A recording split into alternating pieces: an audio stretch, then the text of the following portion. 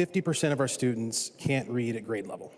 Well, how did we get here? How did we get to a point where we're scoring an F as a state in literacy in Minnesota, which historically is renowned for its education system? Well, there's a big clue in this amendment.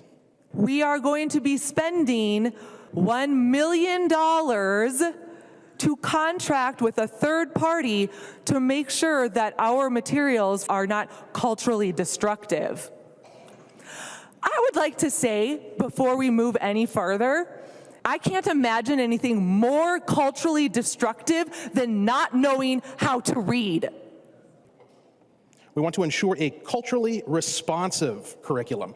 Materials that are culturally responsive. Well, what is meant by that? In short, not written by a white guy. The biggest problems they cited involved material coming almost exclusively from white authors. That's their definition of racially insensitive. It was written by a white guy. The science of reading works. We're seeing tangible results in the improvement of literacy, the improvement of students' ability to read. But hold on, we gotta pause, because the book they're learning how to read was written by whitey. We gotta spend $1 million of state money to take time to sift through the curriculum and ensure that things we deem to be, what's the term here, culturally destructive, don't make it in front of students. By the way, just as an aside, this is all happening parallel to an ongoing debate about, quote, banning books, unquote. Apparently it's a really bad idea to keep kids from reading smut in the school library, but we gotta go extra far in our effort to ensure that they never read anything written by a white guy, because that's harmful.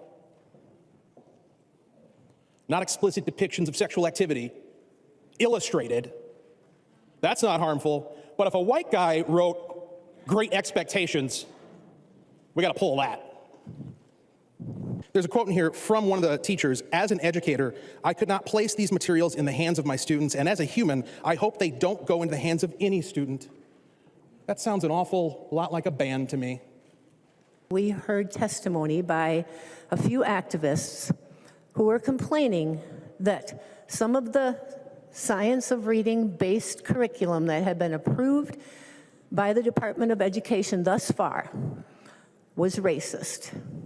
One of the examples, or a couple of the examples I heard, was there were Cinderella stories for basic cultural groups. There was a Korean Cinderella story. There was a Black Cinderella story. But they were written by white authors and they were illustrated by white illustrators. And somehow that was culturally insensitive and shouldn't be allowed. And again, when you ask yourself the question, how do we get to this point? How do we get to the point where 50% of students can't read at grade level?